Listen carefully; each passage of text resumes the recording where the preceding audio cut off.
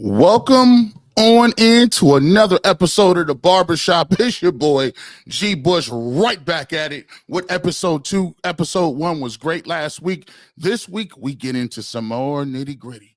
We got to get it going. We got false prophets.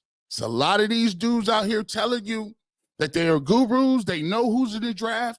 They know which quarterback is going to be great, and they say it with such energy and strength. They be making y'all believe it. But you know how we give it up on the barbershop. This is a thinking man's show. So I'm going to encourage you today to think about what we're talking about. We're going to get to that. We will also get to the Browns' new stadium proposal, and I'm going to come at it another way that you didn't ever think of was possible, and that'll make you think about what's really behind the Browns moving from downtown. DeAndre Hunter, we talked about him on the show last week. He looked up, he showed up, and he looks as advertised. All-Star break is ready to roll. We're going to get into that, as well as what is my problem with taking Abdul Carter number 2. He's a great player. I'm a defensive end. I love watching his game, but there's just something holding me back from drafting him at number 2, and we will talk about that. All of these great questions, all of this is coming up on the most electrifying, the most specific, and the hottest show in the whole city. It's your boy G Bush with the Barbershop.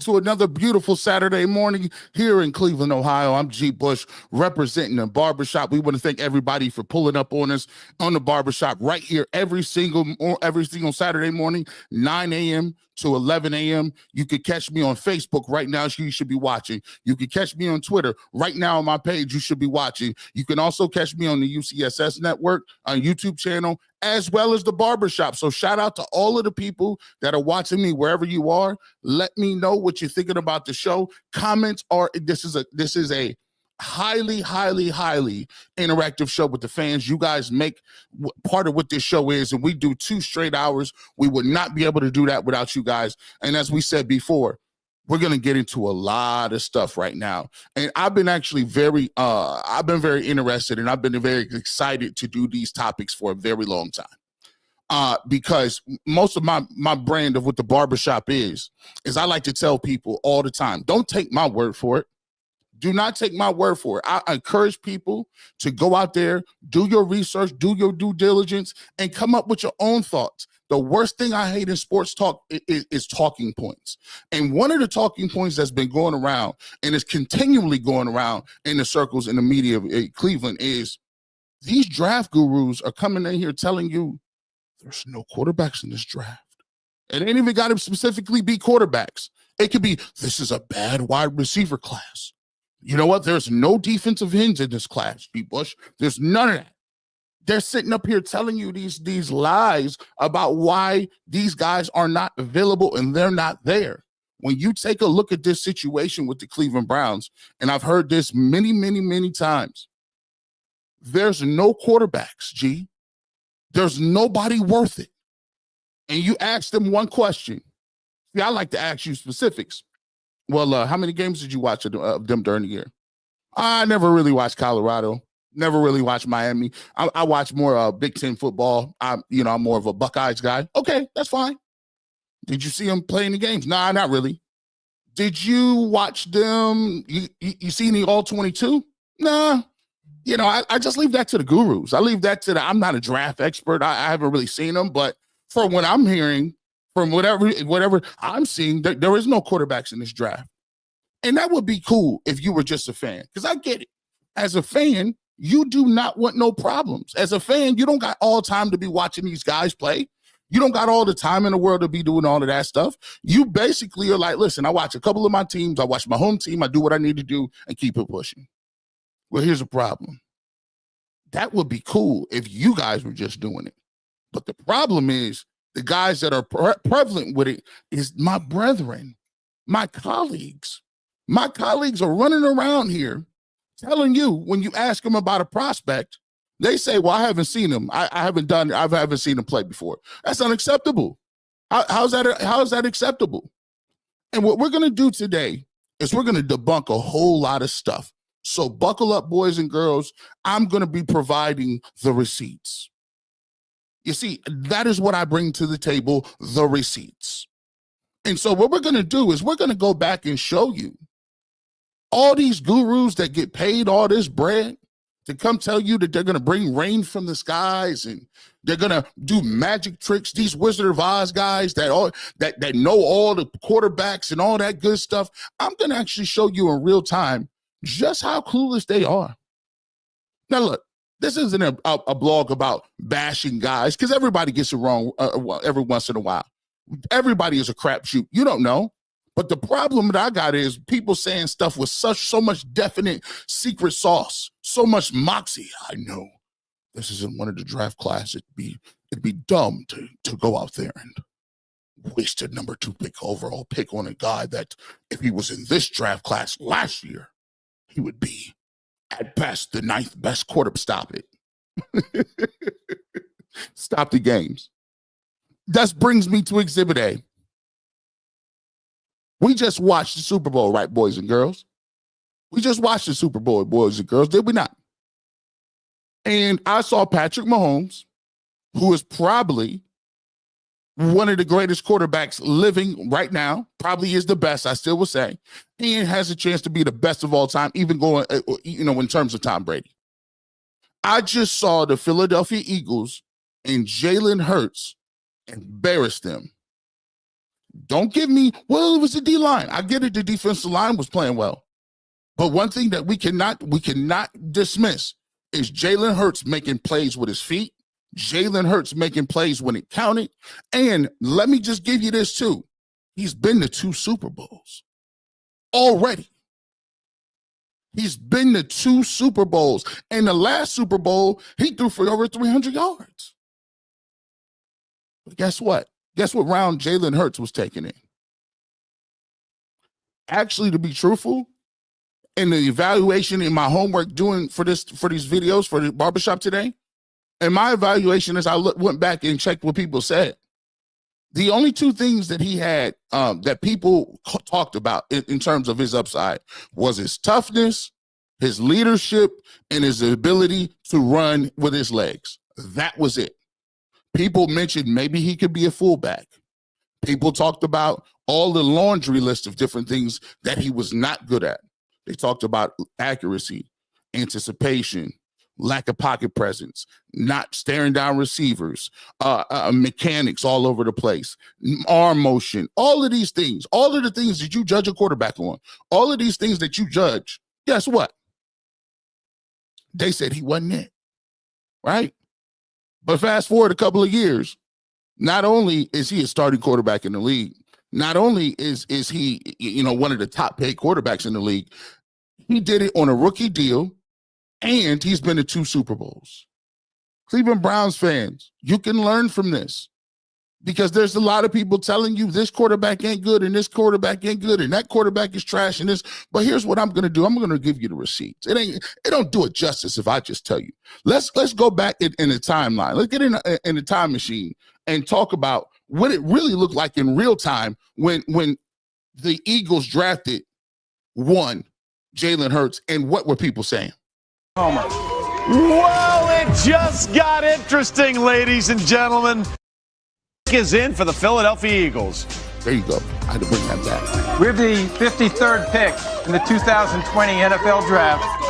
The Philadelphia Eagles select Jalen Hurts, quarterback, Oklahoma. Well, it just got interesting, ladies and gentlemen. as Jalen Hurts is going to Doug Peterson and that Philadelphia offense. Yeah, I truly understand all the intangibles and everything that everyone is saying about Jalen Hurts, and I have the utmost respect for Howie Roseman and Doug Peterson, especially as a play caller. But this is just a weird pick for a team that's lacking offensive help at the wide receiver position. They still could use another DB or two. Just an interesting situation to draft a quarterback who, at best, I think is a developmental project, putting behind Carson Wentz. Interesting pick here for the Philadelphia Eagles. Yeah, I mean, they're committed to Jalen Hurts. That's what everyone in the organization is saying, and you've got to be, because that's your option. That's the direction you went. And you made that Carson Wentz deal because you thought that Hurts was going to bring you more success moving forward, and it frees up a lot of money too. Let's be honest. I've said it before and I'll say it again. I don't think Jalen Hurts is going to lead Philadelphia or any NFL organization to a Super Bowl. I just don't think he's that level of quarterback. Oh, say it ain't so. That is that's a nice change of pace right there. See, the thing about receipts is there's a thing called the internet. Not like I'm saying, everybody gets it wrong every once in a while.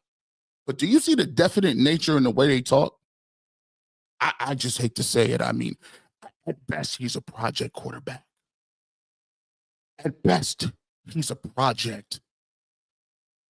I don't think he's going to take you anywhere, any team, anytime to a Super Bowl. But the man has been to two.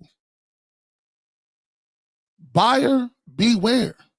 You gurus out there, they be getting y'all. And my brethren in the media don't do it no better. They disseminate all of this stuff. They give you all of these narratives and talking points about why ain't nobody good and why you got to draft defensive tackles every year because you can't get it right. You just can't afford to make those moves at number 2. But let me just tell you something. Sometimes people will talk you out of something because they know what the real is. You think why is it that all the time there's all these guys telling you, oh, this guy ain't no good. But every time you come to the podium, they drafting these the non-traditional quarterbacks, and they're going to the league. They're going straight to the Super Bowl. These guys telling me Jalen Hurts ain't no good, telling me he's not that. But listen, I give you that. Let me go. Let's just continue. I understand. 500 people in here right now. Hit that like button for your boy. We appreciate you wherever you at. I'm not going to just give you Jalen Hurts because here's what I don't like. This is low-hanging fruit. It's easy to evaluate the Super Bowl and then come back and say, see, I told you, look what Jalen Hurts did. See, that's what you would do. But for your boy G. Bush, no. I got to have multiple sources. Right? And so what we're going to do is let's get to some other quarterbacks that the slander was all over the place. If you don't like Jalen Hurts, let's go to another mobile quarterback. Guy that won a few MVPs in the division. Let's see if you can realize who this guy is. Roll the tape. Wide out. But initially, I think the team addressed him maybe second round. We'll look at him as a developmental quarterback. What do you think, Mel, though? There's a lot of ifs and cans, and what do you actually think? Where would you draft him? I would draft him in the second round because I think at that point, the risk reward is there. If he doesn't make it a quarterback, you have a great fallback. But he has to buy in. And that's the thing I think I don't know that he's going to buy in. As a receiver. Right. This is like as a second round, as a receiver talent, that might be second round. By the way, you see them little buzzwords they give you? He has to buy in. What does that really mean? I'm confused. Quarterback. A second round quarterback. Who, if he doesn't get it done as a quarterback, moves to wide receiver. But he's got to be all in on the wide receiver transition. If he's not, then that may alter how you feel about taking him in the second round. I've never spent any time with him talking football. So I just, first thing we've got to figure out is the football intelligence, how quickly he picks things up. And then secondly, I've got to figure out, do I have someone on my staff that can help him work to consistently improve his footwork. To me, maybe later second, third round, where you're typically drafting guys that you think can start, but it can be really good backups and bring some versatility. Before that, I just don't know the value is going to be there. Split the difference. You and I talked yesterday about whether 216 is his real weight or 211 is his real weight. Kids often get heavier for the combine, especially guys who are light. They eat a lot and try to get heavier, so they weigh in heavy. So let's split it right down the middle and say he's 213, okay? Nobody makes a living in the National Football League running the football as a quarterback at 213. Right. And nobody makes a living in the National Football League at 213 with the ball in his hands every play. It's too light to take the beating. Cam Newton, who's the outlier, over 250, is over 250. I bet you if we weighed Cam today, he's 260. Right. This young man, big difference. A huge difference. And even Cam struggles to to stay healthy. Pounding. Yeah. Which, I think so. That's what troubles me. You get him in your building because he is so dynamic with the ball in his hands. The first thing the offensive coordinator is going to say is, "Hey, I need a wildcat package for him. Right. We got to get him in the game. We got to get the ball in his hands." Right. And then the next thing you know what? We better run the read option on the goal line because he's dynamic. And pretty soon he becomes a hybrid player. And I think that sort of will retard his development as a quarterback. Wow. 2-time MVP, should have been 3. Should have been 3, You see the buzzwords? You got guys telling me Lamar Jackson, the greatest running quarterback ever to put on the cleats, 2-time MVP. You telling me y'all want him to play receiver? But y'all get paid for these opinions. You out here 3rd round? 3rd round? Beware, Browns fans. They will gas you up, tell you these dudes ain't no good while they laughing to the bank.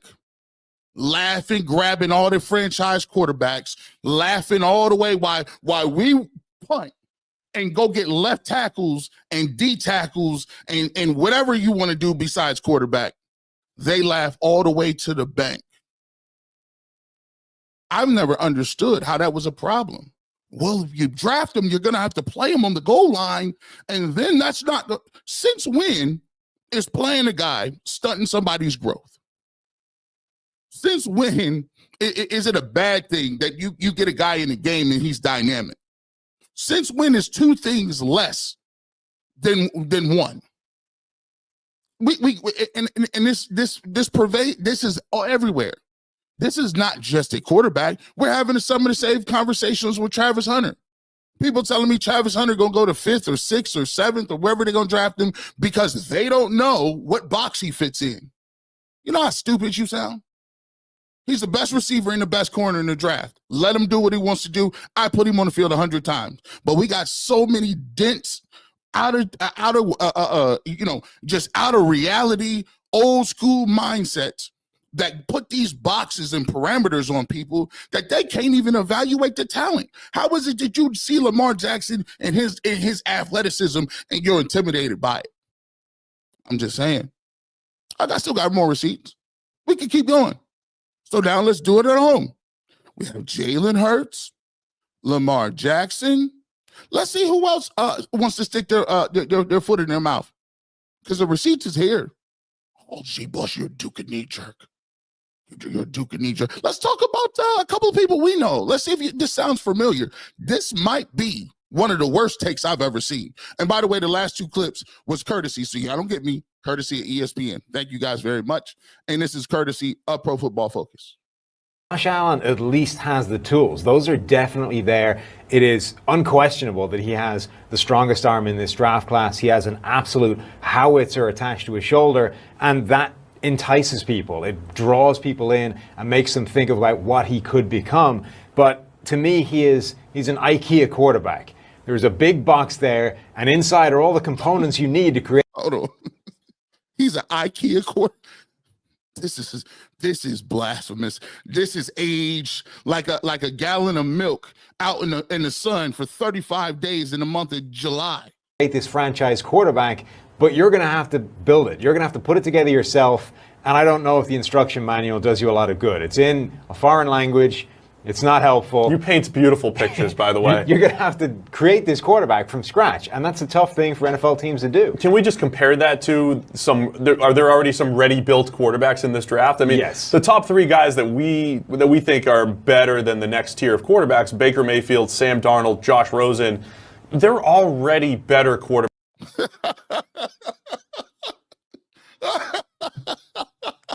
These fools. No, they're not fools. Shout out. Listen, we've had these guys on the Ultimate Cleveland Sports Show. We appreciate you guys. Everyone's entitled to a miss every once in a while. But these dudes just told you in front of your face, there's already ready-made quarterbacks. The three guys we have, Josh Rosen, who's not in the league anymore, Baker Mayfield, who's on his 5th or 6th team, and Sam Darnold has been bounced around. He had a nice year last year. But do you see the evaluation cockiness in these individuals? They said it as if it was gospel. And all we have is MVP Josh Allen, top 3 quarterback, dead or alive right now. I wouldn't say dead or alive. That was the wrong statement. But a top 3 quarterback now. Continue. Quarterbacks than Josh Allen. So this is this philosophical discussion on what is upside, what is potential. You know, what are the odds that Josh Allen, or when does he even become better than those guys, right? Baker Mayfield, Sam Darnold, Josh Rosen, they're more accurate. They already make better decisions. They already make more plays down the field than Josh Allen on a consistent basis. Where do those intersect? Because I feel like so many people look at this cannon for an arm and think, he's got the basic tools. I'll teach him accuracy and footwork and all these other things. That's the crazy thing about all this is even if you manage to successfully assemble this quarterback box that you bought, the absolute best case scenario is you might end up with a guy who's a little bit worse than Baker Mayfield. Baker Mayfield, every way conceivable, he is better than Josh Allen right now, and he probably has the second best arm in this draft class. So even if you can eradicate all the negative sides of Josh Allen's game, put together this complete package with that giant arm, with that huge stature, you might get a guy who's as good as Baker Mayfield, but it's unlikely. Boy, I tell you. Did you hear what that man said? That man just straight up told you, even at his best, Josh Allen was going to be a poor man's Baker Mayfield.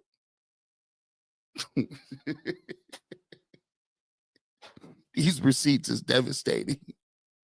But here's how I have to do this. I got to come this way. Because, you know, when we start talking about draft and everything, I hate talking points. My whole life goal is to get rid of them. And what I'm trying to show you is the league is brilliant at this. They market these guys as experts and draft pundits. And then they come out, they make these bold statements and the bold takes, and then they get to grade how do you think they did after the draft, and then you don't see them the rest of the year. You don't see them the rest of the year. They don't evaluate them in the league. They don't evaluate them how they're progressing. As a matter of fact, they're already on to the next group of guys, the juniors and the underclassmen for next year. And then they come up with the way too early mock drafts, Now, where is the accountability factor in saying, if you are a guru, how is it that there was no accountability piece here? There's no accountability piece. There's no, hey, man, let me tell you, hey, Todd, you struck and missed on this one, dog. This was terrible. You heard what you said about Lamar Jackson? No accountability. It gets worse. I'll continue on. We got one more example. This is the highest example. See, there's been multiple drafts where they said there wasn't any quarterbacks worth taking. In this case, they took a guy from Ohio. I believe he's from Minner. Mitch Trubisky, 2 overall, out of North Carolina, 13 games. But they passed on somebody. Take a look at that guy. These are the words I hear: undisciplined, lacking fundamentals. Answer this for me. When I hear words about Pat Mahomes, these are the words I hear: undisciplined, lacking fundamentals, immature, These are things you hear about him. That's the same thing that you heard of Brett Favre, too, when he came out. Well, a lot of people try to replicate Brett Favre. I mean, how many life has changed. All right, how about this, to Stephen A's point? Pat Mahomes is the anti-Alex Smith. He's the opposite of everything Alex Smith is. What kind of message does that send, that Kansas City locker room, specifically to Alex Smith? He just watched his his coach, essentially draft someone who is the exact opposite of him. How does Alex Smith feel about his future? What message is that saying in the locker room? No, to Alex Smith specifically.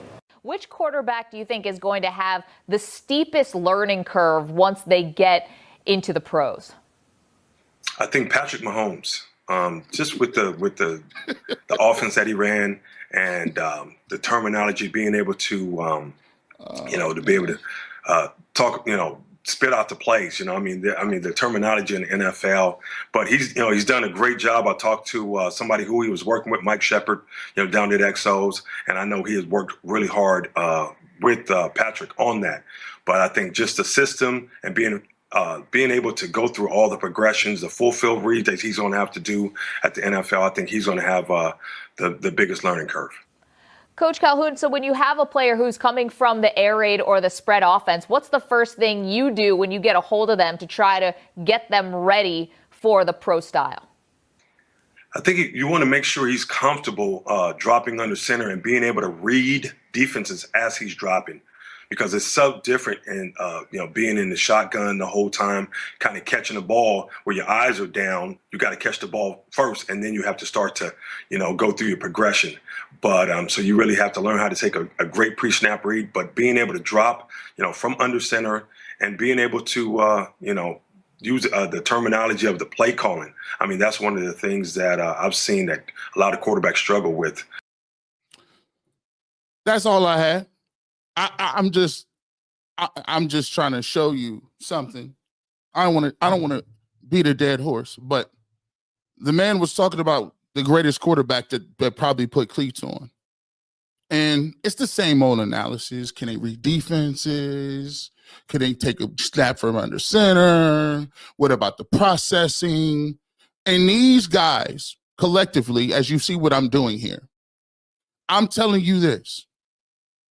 The Cleveland Browns have a number 2 overall pick.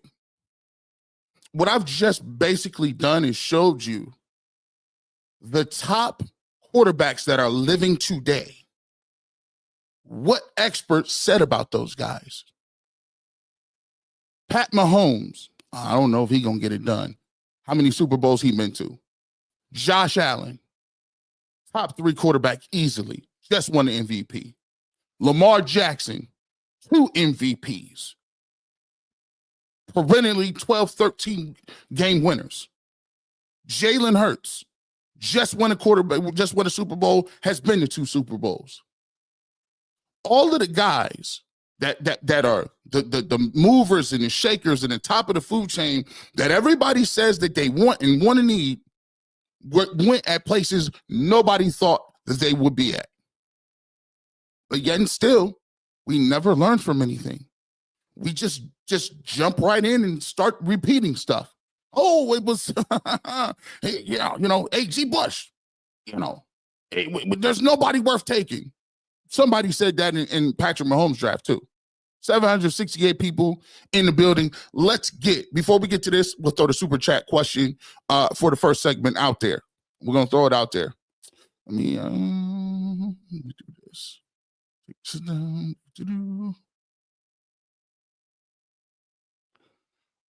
We all was wrong. Who were you wrong about? I'll go first. I was the first dude. I was a Johnny Manziel fan. I was a Johnny football guy. I thought he was going to get it done. I thought it was going to be the new wave, him and Josh Gordon. And then I found out he was in the club with fake mustache and fake nose. Was drinking every night. This dude basically was laughing like, yeah, bro. He had to come out on the podcast and be like, I didn't read my playbook at all. I was just out there doing what I wanted to. I'll admit. Ain't nothing wrong with admitting. You see, I'm not going to sit up here and criticize these guys all crazy. Like, I ain't never been wrong. But I ain't never been that wrong. What do you say? Who did you like that you missed on in the past, and what did you swing and miss on? And we'll talk about that. Let's get to our first comments of the day. Let's get to it. So let's get to this. Let me make sure. Let me see. Here we go. All right. Let's get to the first comment of the day. Outroute says, Abdul Carter is the first time I've seen someone so widely regarded as a surefire success be someone I have a weird feeling about. I just need to see him win against a good pass set with power. We're gonna get to that. Abdul Carter is coming up. I'm gonna put it to you. I'm gonna give you a different way of thinking about Abdul Carter. And trust me, I love him as a player, but you are correct. There are some things with Abdul Carter that might be an issue. Rob Cunningham said, "What's up, man? What's up, man? How we doing?" Let's see. Let's get to another comment. Floyd Hart, G. Bush is pulling out all the receipts. The receipts on a Saturday morning is devastating. Yeah, I sure am. Let's keep it booking. Let's see.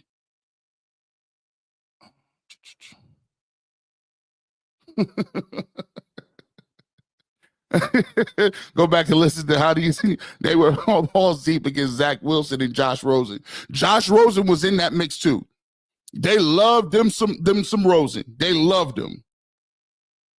The OU Ice is my hero. So I don't really get the point though. For every Hurts, there are 500 they do get right. And even the example of Lamar Jackson was before they adjusted to mobile quarterbacks. So here's the thing. There's 100 of them that they got right. And this is the talking point. And you're entitled to your opinion, but let me just break this down for you. You say, what's the point? They were right about hundreds of guys. What I'm telling you is, when you blindly just listen to what they're saying, you end up with results like this. And by the way, they miss more than they hit. Especially when it comes to quarterbacks. So let me give you this. They missed on the entire Baker Mayfield draft.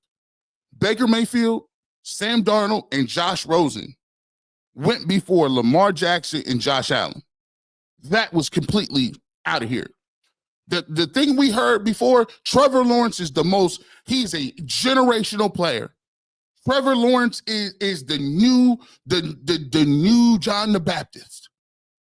Trevor Lawrence and his long flowing locks, he can't miss.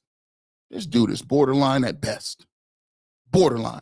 I remember the Jake Lockers of the world. All Jake Lockers going number. Remember Matt Leinart. Come on. Let's keep it a buck. Everybody be talking. Listen, Bryce Young. I mean, there's multiple guys. You took Mitch Trubisky over Pat Mahomes. There's multiple reasons that people be missing. Multiple. Let's see.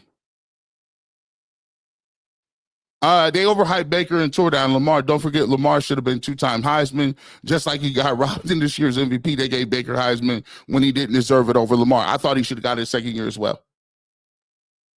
Just got to be real about it.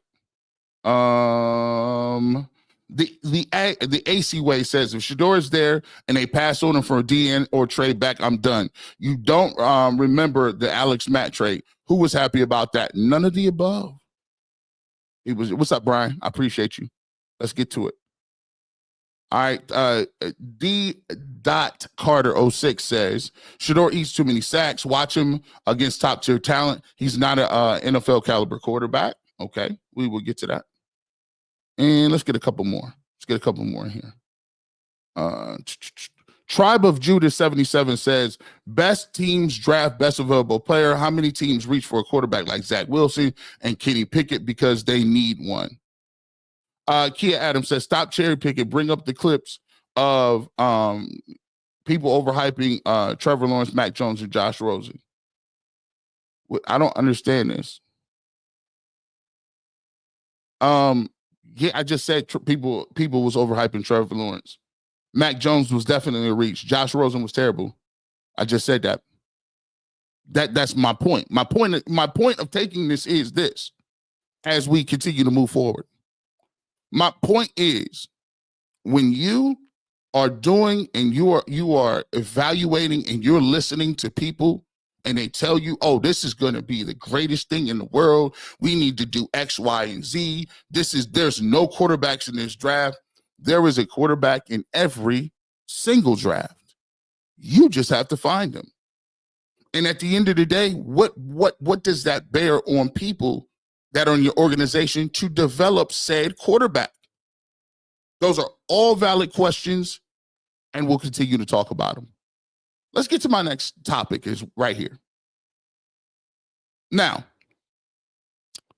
we go into the problem with taking Abdul Carter at number 2, right? Let's get to it. What is the issue with taking Abdul Carter at number 2? First of all, let me just say something. I believe that Abdul Carter at number 2 is he's a great pass rusher. I believe that he has some things that he can really do. I believe he has some things that he is really able to exploit at a college level, and I think those things transfer to the NFL. I think, he is a little bit undersized. He's not as big as Myles Garrett. However, he does have the quickness. He has the bend. He does have the explosiveness. He just doesn't have the sheer size that a Myles Garrett has at 275, 280. Myles Garrett is a generational player. Myles Garrett is a Hall of Famer. I don't know specifically if you can call Abdul Carter in the same game and same field as him. That's not fair. It's just like compared, Mike Hall Jr. to Aaron Donald. You just can't do it, especially if a guy is already on a Hall of Fame trajectory. So I like Abdul Carter. Go back and watch him. He's explosive. He can bend the corner. He runs the hoops. He has good hand placement. He's lightning quick on his first step. He has the ability to play in space. He was an outside linebacker at one point in time. So let's not get it twisted like we're sitting here and we're going to bash Abdul Carter. That ain't what this is about. This is about value of said position. I'm going to get to a quote right here. This is from Ultimate Cleveland Sports Show. Dustin Fox said something, and this had me thinking about what it was that the Cleveland Browns need to do at number 2. Can. Yes. But Andrew Berry can. And Kevin Stefanski. The question is, can the Browns afford to pass on a quarterback with the number 2 pick, right? Okay. Yeah, the Browns can. Yes. But Andrew Berry can. And Kevin Stefanski can't. That's why they need to take quarterback at 2, because those guys, if Cam or Shador turn out to not be good players, okay. They're going to get fired. They're going to get fired. Guess what else? If they draft a safe player or a defensive end or whatever it may be at 2, and they still don't have a quarterback, they're going to get fired. So you got to just pray and hope. The only way I think these guys keep their jobs and come back is if the quarterback, one of those 2 guys, ends up becoming a good player. If that's the case, that's a terrible situation for the organization to be in. How can it be any other case? It seems like that's the case. I think it's pretty obvious. And that was on Ultimate Cleveland Sports Show. And, the conversation went on and it talked about, just what do you do if you value a quarterback? Is it evaluation for the quarterback higher than any other position? And where do the philosophy come from that you take the best available player and you don't reach for a quarterback? So let's talk about this. And again, this doesn't necessarily have to do with whether it's Shador Sanders or whatever. Nathan Segura said something on Cleveland Browns Daily. I thought I had the clip loaded, but I'll just go ahead and give you the gist of what he's saying. He said that right now he's confused by Browns fans and a lot of people in the media because it seems as if all of the negative things that have gone on in the past with your quarterback situation, whether it is the Whedons or Colt McCoys or Brady Quinn or all the way to, the Bakers of the world and Deshaun Watsons, because you failed and swung and missed so many times, the effect is that the media as well as the fan base seems to not want to take a quarterback at any cost. If you talk about quarterback, it's like it's the first thing that people want to back away from the table with. Well, we can't do that. We can't afford to miss that. But we do the same thing every year, people. We do the same thing every single year. We get to the off season. We tell each other that we don't need, weapons or receivers. We go into the season. We start playing. Defense looks solid. And the offense can't score over 14 points. Season continues to go on. Quarterback play is spotty. Musical chairs at quarterback. And the radio waves and the radio and the internet is filled with everybody screaming at the top of their lungs, we don't have a quarterback. I spent all of 2024 talking about why we don't have a quarterback and why Deshaun Watson was the worst pick of all time, why it was the worst contract, and the Browns aren't going to do anything unless they get a quarterback. You lost all of them games. All of those games cost you Myles Garrett. We talked about it last week. You've been losing games hand over fist since he got here. You win 3 games. You don't have a quarterback, but you get here. You earned the 3rd pick because you didn't have a quarterback, but now you're willing to entertain a 41-year-old Aaron Rodgers? You're willing to do gymnastics for Kirk Cousins? You're willing to squint and see if I even had stories last week that people talk about Sam Darnold. Sam Darnold, he might come through. For why? Why would he do that? You're on a 3-win team. Why Justin Fields might come? I even heard Matt Stafford. Matt Stafford is pulling up. Come on. This is where we're going, people. We would rather contort ourselves and make believe and get some 35 to 37 to 41-year-old quarterback and hope that we can squeak 6 to 7 wins out. But Dustin so eloquently put it there. He said, look, that'd be great if you had another 3 to 4 years that you were guaranteed from Andrew Berry and Kevin Stefanski, but they don't. And honestly, I do believe that the only way that they're keeping their jobs is if they find a quarterback and that guy looks like a franchise guy. So we could be smart all we want. They could try to play the smart role and they could accumulate picks and trade back and do all this other stuff. If you ain't got a quarterback and you got Abdul Carter, you're not saving your job. As a matter of fact, that brings me to my thesis statement. 1,029 people in here. Hit that like button wherever you're at. If you're on Facebook, hit that like button. If you're on YouTube, hit the like button. If you're on Twitter, hit the like button for me. Appreciate it. This brings me to my thesis statement, the problem with Abdul Carter at 2. You had Myles Garrett this year. Just walk with me. You had Myles Garrett this year, the best defensive lineman, and you probably had the best defensive lineman for the last 7 years. Myles Garrett's going to go down as one of the top 1, 2, 3 pass rushers and defensive players, mainly defensive linemen, but he will be all-time great defensively, period. You got the best pass rusher. You got the defensive player of the year. And guess what? With the defensive player of the year, you got 3 wins. Let that sink in. While teams like the Broncos with Bo Nix, teams with Jaden Daniels, those teams are going to the playoffs. And you got the most explosive defensive end in the game, and you won 3 games. Now let's extrapolate this. If you draft Abdul Carter at 2, what do you think? What percentage of the percentage? At what percentage of his production is he going to give you of Myles Garrett?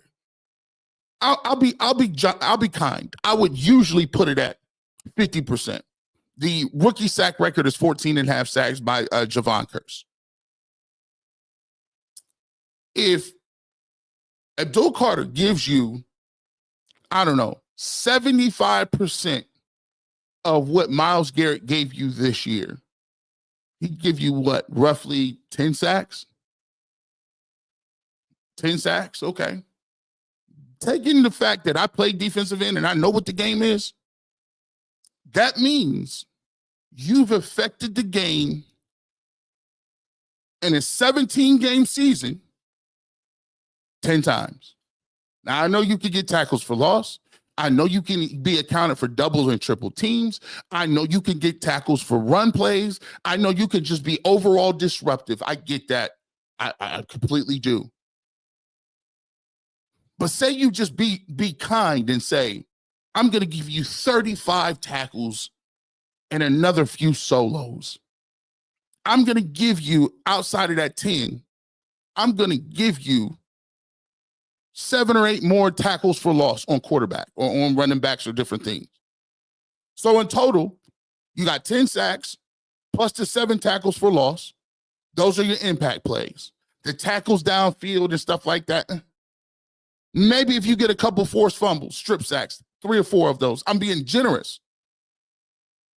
17, you're looking at 25 to 26 plays that you're affecting the game at a high level. I'm not even taking in consideration when you make these plays. These plays may be in garbage time. These plays may be in time when the game is out of hand. These stats that you're accumulating may be outside a realm of anything that had the game on the line. 17, 20, 21. And I'm just being kind with this. But when you take a look at a quarterback, the quarterback touches the ball every single play. Protection schemes, every play. Audible, every play. In and out of the huddle, every play. Throwing the ball, handing the ball off, play action fakes. He controls the whole entire game, the whole game. We know this. So when it comes to value, and when it comes to, okay, we want to draft Abdul Carter, but we still don't want a quarterback here. You're handcuffing yourself. And I don't believe, as we talked about, I don't believe that people have sat and watched Cam Ward or Shedeur Sanders or any of these guys and came up with an evaluation based on what they saw and based on what they're seeing on the film. We've already established that people just repeat what other people say. We did a whole 35 minutes on that. People in general are not looking at this. So what is behind it? Fear. Absolute fear. Because you feel that if you take a lesser position, that there is not a great, they're more likely to bust at quarterback than other positions. I can give you example after example why that's not true. Let's start with Jed Wills that was taken with a top 10 pick. One of the worst tackles in the game. Top 10 pick. Oh, just take a left tackle every single time. Okay. See how that worked? I mean, is Greg Newsome anything to write home over? He's a top 10. He's a first round corner. I think he has like 1 or 2 picks. 1, maybe 2. I mean, again, we're talking about the value. And the value is if you do not have a quarterback or look for one, you're in trouble. I said on UCSS, you know what I would do? I take one every year. Matter of fact, I take 2 in this draft. I take one with the 2nd pick, and then I'll go and draft one in the 4th or the 3rd. People say, dog, you crazy. Guess who did that before? That's what the Washington Commanders did. They took RG3, traded up to get him, all them picks, and guess in the 4th round who they took? Kirk Cousins. You see, the Browns, we say what we want to do and all that good stuff, but you are never going to ever get out of this purgatory unless you get a mentality and a mind state that we must take risk and we must find a quarterback. I know a lot of y'all is gun shy. We just gave up these picks for Deshaun Watson and it didn't work. It was the worst trade. Now we're going to force a quarterback. listen, if you don't have one, you're getting fired anyway. You think Abdul Carter, if you won 3 games with Myles Garrett, how many games you gonna win if Myles Garrett ain't there and Abdul Carter is there? 2? Fired. And the thing that we continually do here, and I don't know whether it's they sold us on this blue collar mentality and we're gonna run the ball and pound this and we're gonna keep it close to the vest, and that don't work no more, fellas. Stop all of that. Every single year we get into the same argument. Where's your weapons at? You need to score the football. Where's your quarterback at? Where's your second receiver? Where's your vertical game? Where's your explosiveness behind? Like, what is it? We do it every year. But yet and still, we don't hear nothing about no risk. I would even respect it if people was like this. Give me Travis Hunter. You know why? It's 2 positions for one. He's the best receiver. And at least we can put him with Jerry Jeudy. And if you want to run a retread out there, they at least have some weapons. You don't even hear Travis Hunter's name. You know why? We are allergic to offense. We are allergic to it. Allergic. Like we feel like it's a bad thing to have receivers get 1,000 yards. It's horrible it's just, I don't know, the conservative nature of what we talk about all the time. It's just wild to me. It's wild to me. So you don't even hear Travis Hunter's name. You hear, let's take Mason Graham or let's take a defensive lineman or a left tackle. And that mentality has gotten you where? You had the best left tackle in the world for 10 years. Never missed a snap. And guess what happened? Joe Thomas never went to the playoffs. Because guess why? Didn't have a quarterback, boys and girls. It's not that difficult. It's just not. It ain't. Maybe y'all got a rebuttal. We'll get to the comments. We're going to throw this in the comment section here. 1,100 people here. Hit the like button. Super chat question. Let me take this down first. Super chat question. This is an easy one. Who would you take at number 2? I've given you the case for the problem with Abdul Carter. Again, I'm not saying Abdul Carter won't be a dynamic player. Not saying Abdul Carter is garbage. I'm not saying none of the above. Listen to the words coming out of my mouth. What I am saying to you is, it's not about him as a player. It's about the value. And for many people, I think they value the position of defensive end and line a ton. They matter. Yes, they do. When you have a quarterback. But void or without a quarterback, those positions are meaningless, to be honest with you. They're meaningless. He can't touch the ball. They can literally run away from him. Abdul Carter's over here. Let him get double teamed. It's what happens to Myles Garrett. Let him double team him over there. We'll run away from him. And if you can't score points and your defense is on the field all the time, what good is lineman? It just doesn't make sense. So super chat. Listen, who do you want to take at number 2? Let's get to some of these comments. Let's get to them.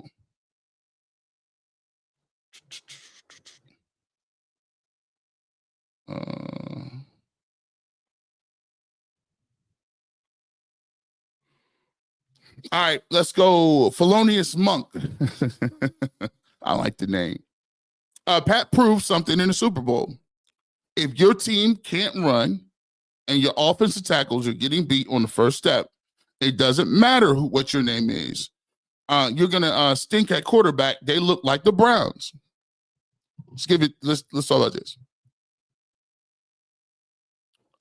When you look at the Kansas City Chiefs, right?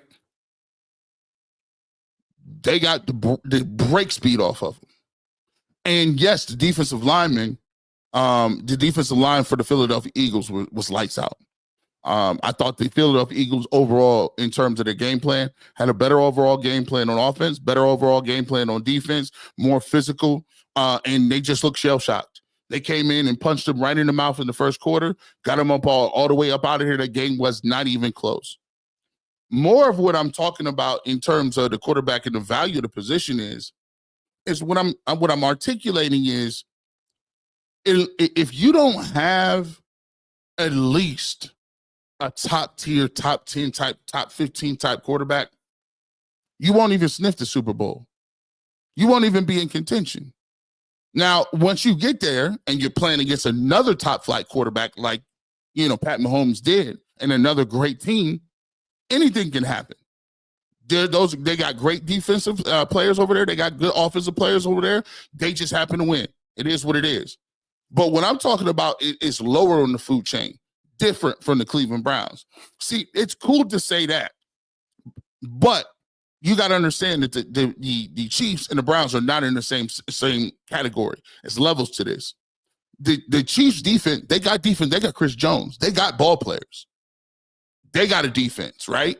Pat Mahomes, they got receivers. They got DeAndre Hopkins. They got a bunch of different people, right? But the Browns, they're devoid of everything.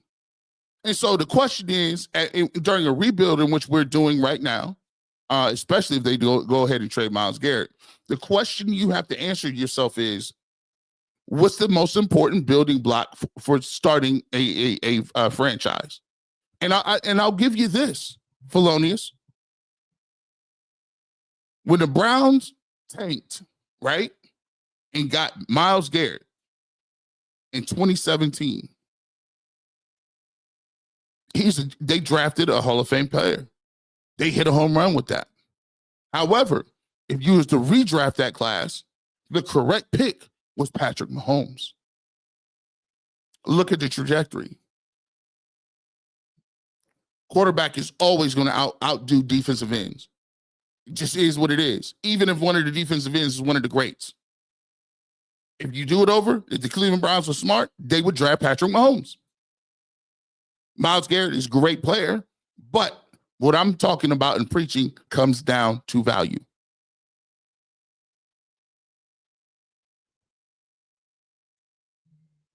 I'm watching Shedeur throw double-covered bombs and wide receiver making circus catches just like Johnny Manziel.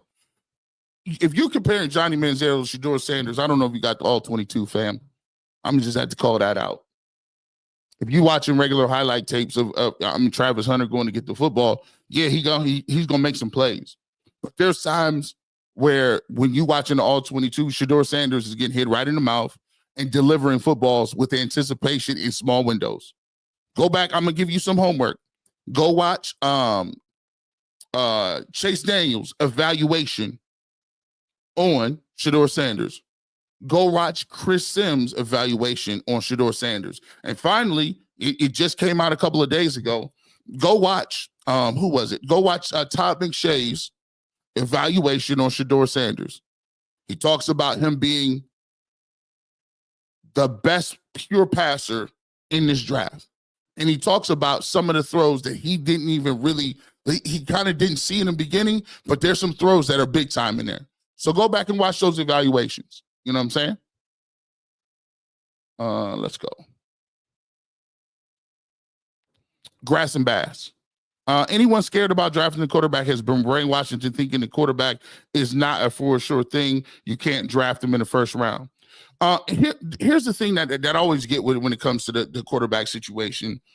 And people leave this out of the equation a lot.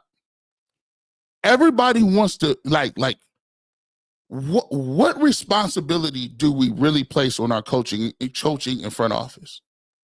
It seems as if the front office and the coaching staff get all the praise, but none of the downside. Like, we draft the quarterback. When you draft the quarterback, you have to put players around him. You have to create a scheme to really maximize what he's good at. You got to coach him up. You got to be hands-on. You got to develop people. What happened to development?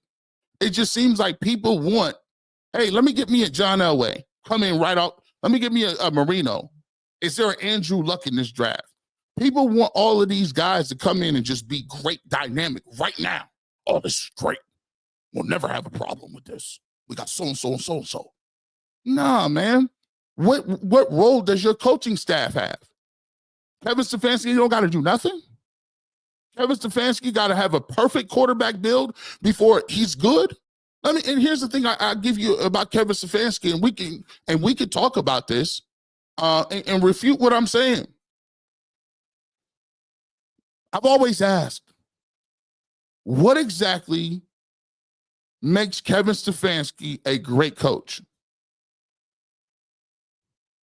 What exactly are the traits and characteristics of Kevin Stefanski and his football teams that make him a great coach? I'll wait. Who has he developed? His communication is horrible. We know his communication with Baker Mayfield was terrible. They eventually stopped even talking. Wouldn't return his phone calls. Communication with Deshaun Watson, horrible. He let Deshaun Watson do all kind of other different stuff nobody else on the team could do. His communication with star players is bad. His communication with players with big personalities is bad. His communication with DTR was horrible. DTR didn't even know when he was playing. Just woke up, came in, just showed up. Ha ha! You're playing today against the Ravens? How you not give your kid, your young quarterback, an opportunity to understand what's going on?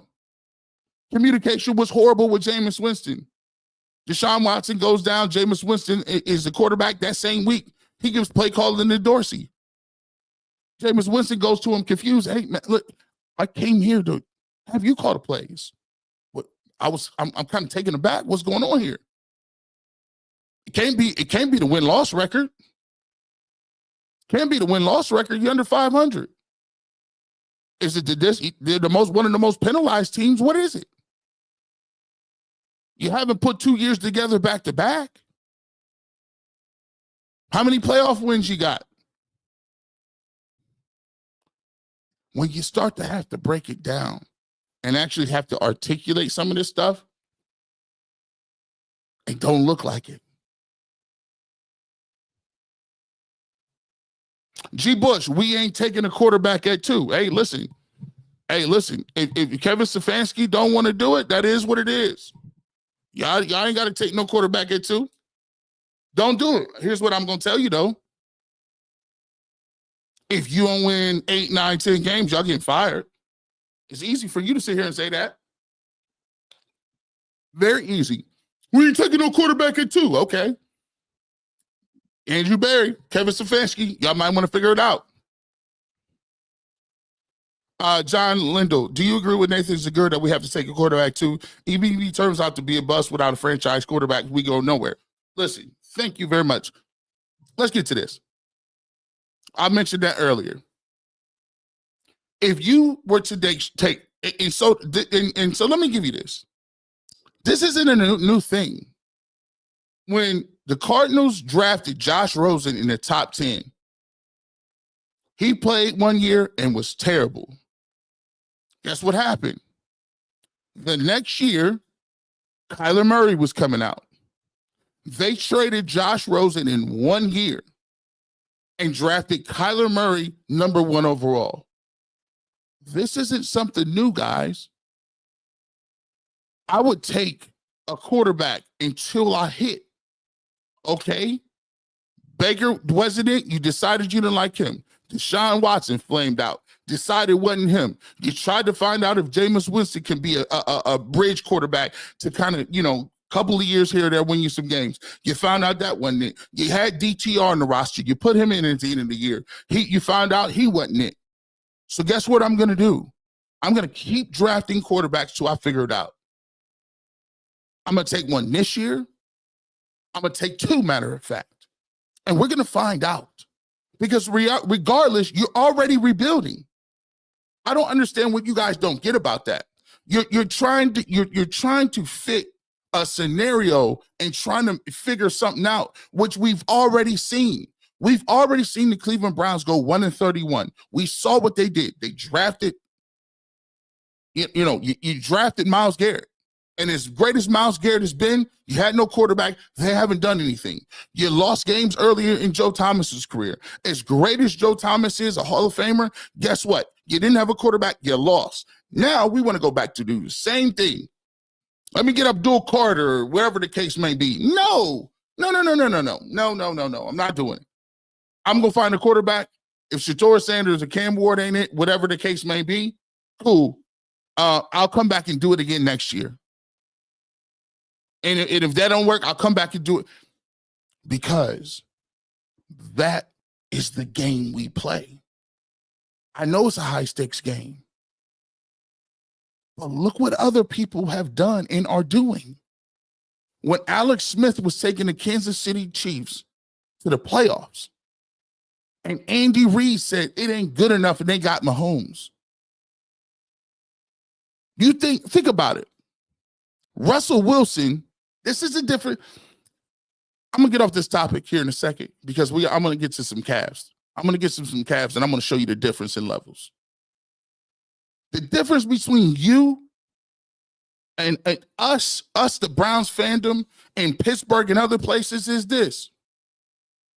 Guess what Pittsburgh's going to do? I'm going to tell you what they're going to do. Pittsburgh is going to let all these other dudes in front of them play around. And they got Russell Wilson, right? If Russell Wilson had done what he did in Cleveland, what he did in Pittsburgh, we'd be sitting here talking about why can't we re-sign him? Because he got us to the playoffs. But you know what the Steelers going to do? They're going to say, no, that ain't good enough for what we're trying to do. We're trying to win that trophy. They're going to go out and try to find the best opportunity to get them a quarterback. And I'm going to tell you what, watch out for Jackson Dart.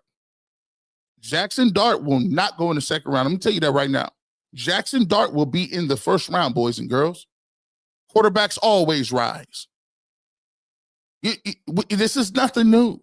Go back and watch. Do you see what the Denver Broncos did? Did you see what they did? Bo Nix wasn't on nobody's list, but you know what they figured out? We cannot do it if we don't got a quarterback. And you know what? They found somebody, evaluated, and took him. It's the blueprint is out there for you guys. But unless you want to continue to have these seasons where we're talking in circles about why we don't have a quarterback, you don't get a quarterback unless you got some skin in the game. Got to.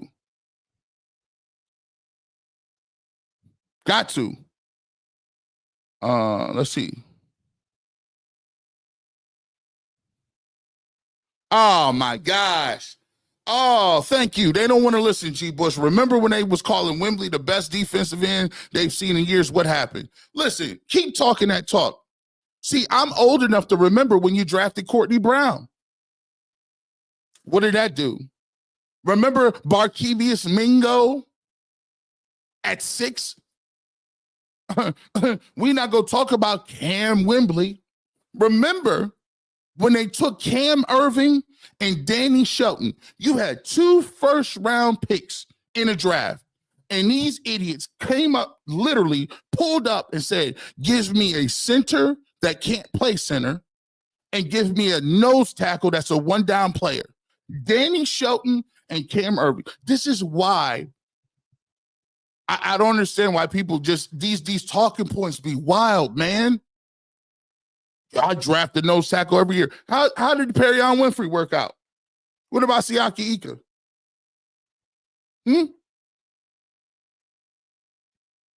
We've been drafting defensive tackle every week. Tommy Togiai. I mean, we just got Mike Hall Jr. We just got Zach Zenner with our pick last year. Don't look like he could play either.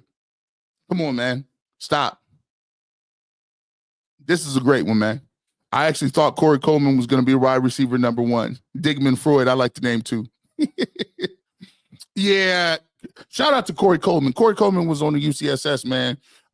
He has some issues, saying he opened about some mental health situations after he stopped playing. But I thought he was going to be one of them dudes too. I thought during that time period, remember, here's another one. Y'all remember Terrell Pryor? Terrell Pryor for that 1 year when they had Hugh Jackson and RG3. Boy, that team was one of the worst teams I've ever seen. But for 1 year, Terrell Pryor is all we had, bro. That's all we had. He was running Wildcat. Dude had 1,000 yards. I thought they was going to re-sign him. He should have took that deal. I think they offered him like 4 years, $32 million. He turned it down. eventually went to the Commanders, played for I think for the Jets a little bit, but I thought that receiving core of Josh Gordon, Corey Coleman, and your boy Terrell Pryor was going to be lit.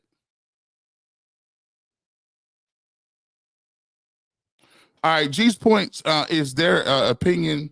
G's point is their opinion isn't that educated. They can just be pessimistic about most guys and be right more times than not. That's not being an expert, in my opinion.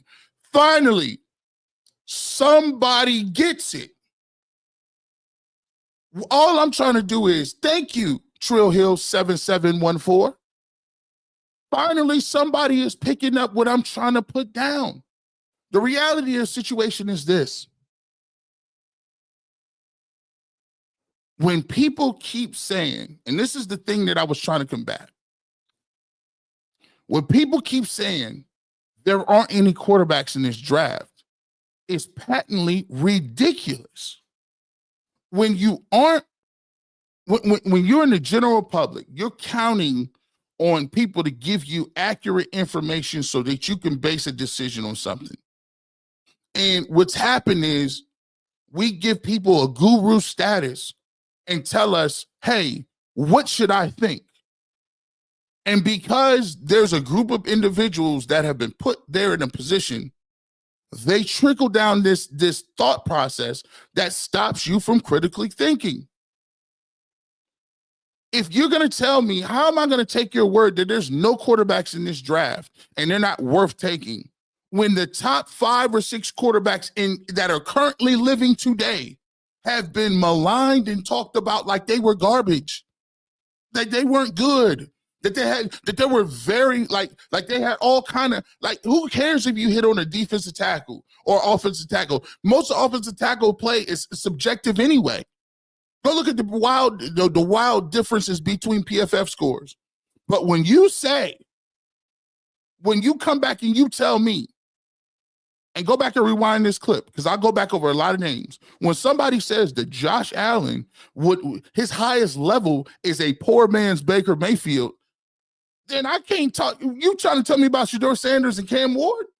If you can't get Mahomes right, if you can't get Lamar Jackson right, if you can't get Jalen Hurts right, what makes me feel like I'm just going to come up here and be like, yep, yeah, whatever he said. Ain't nobody in this draft, bro. Nobody. No one in the draft.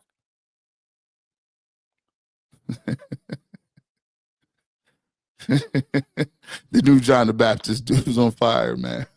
I'll be telling you, they be acting like they tell you generational type player. That boy ain't won nothing. That dude, listen, Trevor Lawrence ain't won a thing. Tell me about your generational type players. What's this? All right, let's draft a reach a quarterback at 2. When they suck, let's blow it all up and trade everyone yet again and waste the talent, live in the basement for the next decade or 2. No, here's what I'm saying, Just Cam. You not taking the quarterback cost you to blow it up to start with. You don't understand that. We are here at the precipice of losing Myles Garrett because you don't have a quarterback. Because you aren't developing talent. You drafted Myles Garrett. You went 1 in 31 so you can have the right to draft him. You drafted a defensive end. And then you bungled the bag. You had another opportunity to get a franchise quarterback when you took Baker. Other teams took Josh Allen, Lamar Jackson. Then you said he wasn't good enough to play. He then goes to Tampa Bay and he's a Pro Bowler. You fumbled the bag. Deshaun Watson, we all know that's been greatly, we've already talked about it. It's greatly already been thrown out there. We know, we get it, we understand. But guess what? At the end of the day, you missed on that too. So now they've given you another year. You've gone 3 and 14. Now I don't want to hear anything about no quarterbacks because now you have to pick your quarterback. Don't give me an excuse that Baker Mayfield was Dorsey's pick. Don't give me an excuse that at circumstances was Deshaun Watson. It was a group effort. We wanted Deshaun. No, Here's what you're going to do, Kevin. You're going to call the plays. You're going to go and stand on a podium, and you're going to get a quarterback in this draft. If they don't want to get it at 2, they better have it at 2, at number 2 overall. The second round is available, 3rd, 4th, 5th, 6th, 7th. I don't care what it is. You're going to get that quarterback, and you're going to develop him. And if you want a veteran, you're going to get him, and you're going to make him better. The ball's in your court. All of I'm tired of everybody getting fired, but the guy. It's Van Pelt's fault. It's Ken Dorsey's fault. It's Odell Beckham Jr.'s fault. It's Baker Mayfield's fault. It was Deshaun Watson's problem. DTR wasn't ready to go. It was COVID. I couldn't get my plays together. Baker wouldn't return our calls. It's everybody but you, bro. At some point, you gonna have to deal with it. And ain't no such thing as a reach. You're gonna have to coach somebody up. Let's get to my next comment. Let's get to my next joint. I want to get to this as we roll. We got about the show's been going fast, man. Still got 40 more minutes to get on in here. Go ahead, hit that like button for your boy. Barbershop, if you're just pulling up, if you're new to the show, every single Saturday, 9 a.m. to 11 p.m., what we try to do over here, we try to bring you some hot topics. We try to bring you some different multimedia. We'll try to bounce ideas, and we'll try to give you some different thought processes as we go through this thing. So I want to appreciate every 1,300 people in here on a Saturday is a beautiful thing. If you're on Facebook, I appreciate you. Follow me. If you're on YouTube, the Barbershop Clan, we appreciate, and UCSS as well, and on Twitter. Make sure you hit the like button and share this content as well. I got a nice little, this is something I want to get to. This is when you talk about it. Let's go over where we at. We won't do that. Let's get to this. So, the Browns come out with a proposal for the stadium. Right? Financial proposal, how they're going to pay for it. And I'm a guy that likes to think outside of the box a little bit. I like to think about, the levers that are being pushed and pulled in order to get things done. And as I sit here and as I watch the whole situation with the Brook Park move, I really feel like this is more of a bigger national type. It's bigger than just a stadium. And to me, this is about the redistribution of wealth in America. And I'm going to tell a little story here. We got a little time, so hang in, follow along with me, and I'm going to tie it together because a lot of times y'all be, G. Bush, what are you talking about? We're going to tie this in together.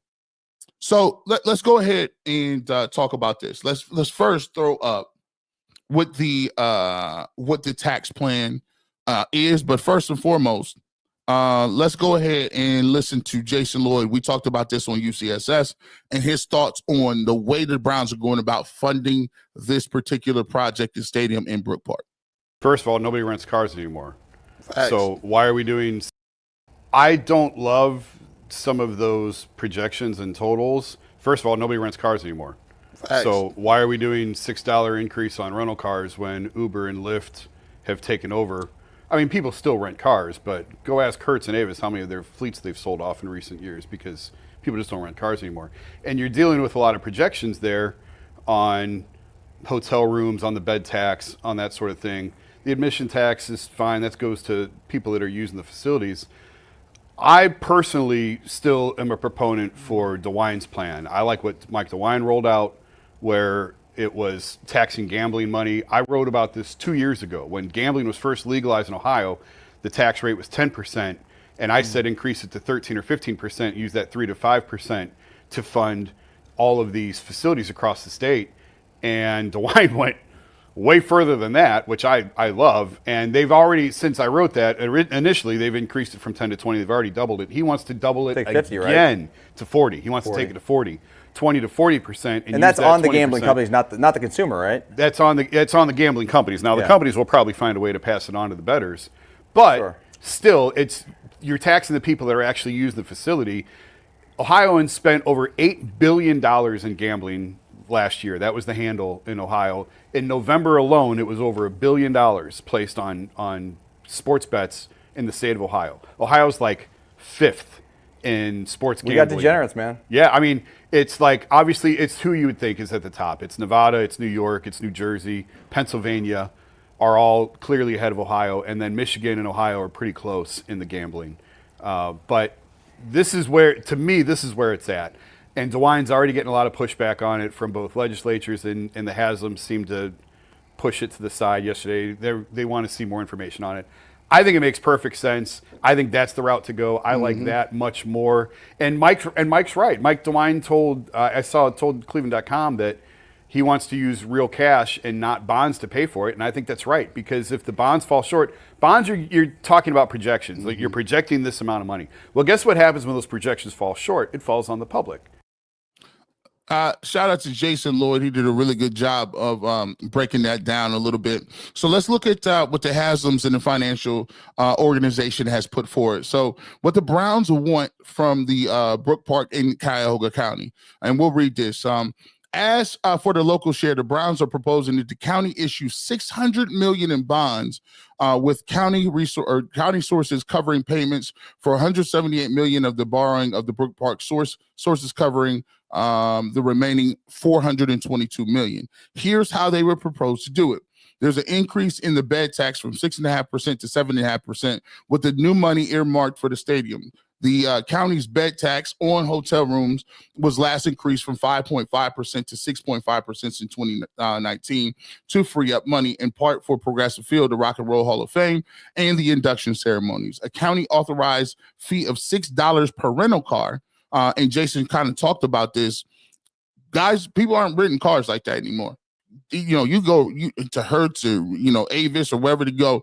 Those guys are selling off their car fleets because of Uber and Lyft, some of those different places that offer more economical ways to get around, especially when you're talking about in airports in a larger major city. So a $6 rental fee was county authorized. This is what they're proposing, like the bed tax that Browns say this spreads out the cost to visitors to the region instead of it falling mostly on the Cuyahoga County residents, increasing the Brook Park admission tax from 3.5% to 6.5%. This will be the largest contribution from Brook Park, and the Browns point out a user tax. So people who use the facility, they would be taxed at that rate.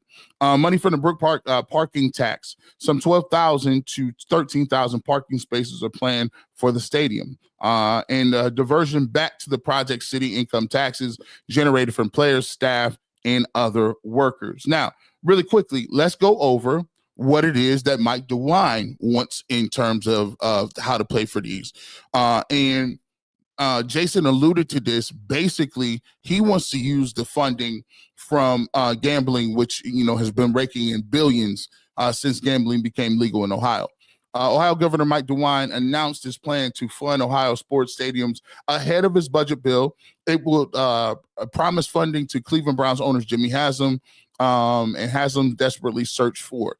Governor DeWine proposed a House Bill 96, an executive budget for the 2026-2027 fiscal year. Legislation plans to create a sports facility construction and sports education fund.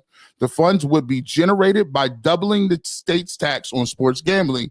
The proposal estimates of the fund would grow by $130 to $180 million annually. The fund would help finance major sports facilities and professional sports facilities that would need at least $100 million in renovations or $1 billion for new construction. It also allows for additional mixed-use development projects. Teams must commit to playing most of their home games at the location for at least 30 years.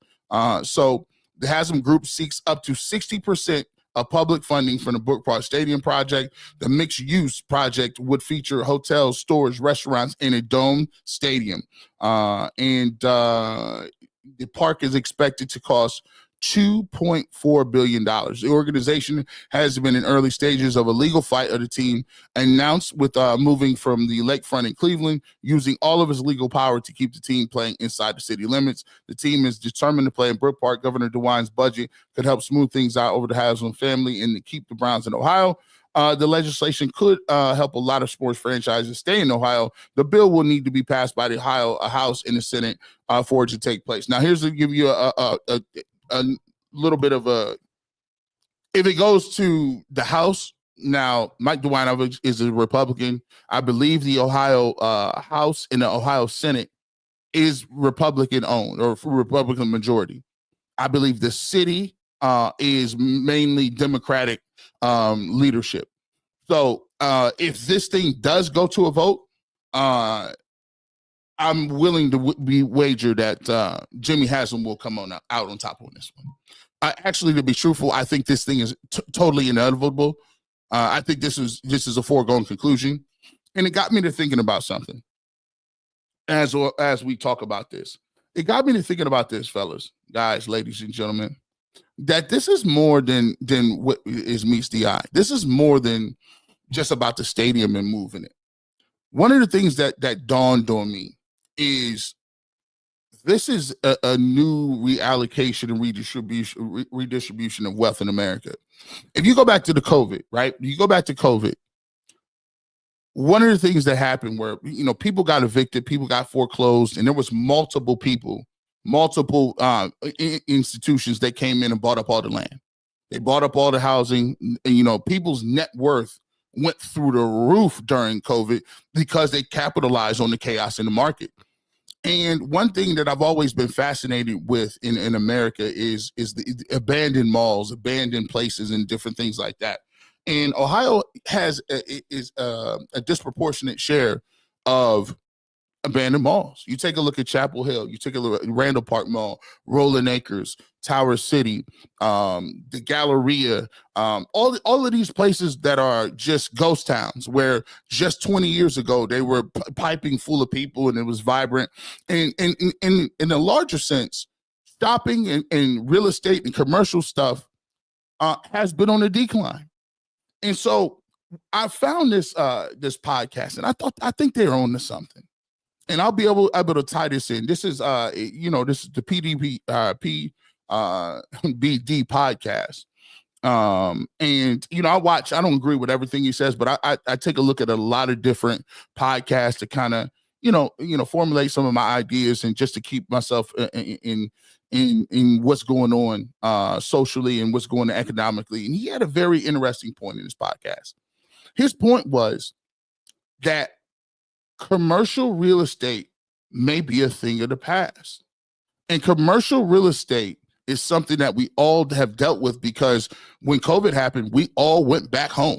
And, now commercial real estate is going through one of the biggest crises in it's ever been, because now you have a bunch of people with these renovated office spaces that nobody will rent. You have people after COVID, shopping malls and different places where people would go. Now people can't, pay rent in the malls. Malls are foreclosing on mortgages. So now we're at a position where the commercial real estate market is going through a downturn.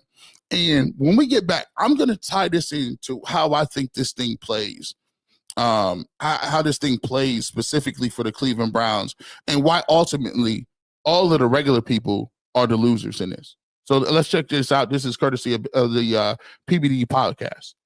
Decline during COVID. Yeah. But so commercial real estate, obviously there was a major decline during COVID. Yeah. But residential, major boom. Maybe what's the typical correlation and where is it at today is sort of more I'm at. So so go to that story. That's actually a good story to go into. So like, for example, this one building we're looking at, right? This building in February of 2020, which is what? Right before COVID. Yeah, the month before. They spent $250 per square feet to upgrade a 300,000 square foot building. So how much is that? 250 times 300,000 is how much of an upgrade? The cost. Oh my! That's a $75 million investment to do upgrades. Jeez. Okay, and they did it right. It's a great building. It's an incredible. What's the building's price before all this, Pat? No, hang on. Let him up there. I interrupted. It's a $90 million, let's say, building. Okay. They fixed this thing up, 300,000 square feet. Looks amazing, beautiful facility, gym. What do you call it? Cafeteria, all this stuff. It's just a ridiculous setup, right? The company's nearly a $4 billion company. To them, $75 million, it is money, but it's not like we got to make the upgrades. Timing is important. Yeah, they really screwed that's that the one problem. Up. Yep. So you signed a contract and COVID hits. Oh, God. Now everybody's working from home.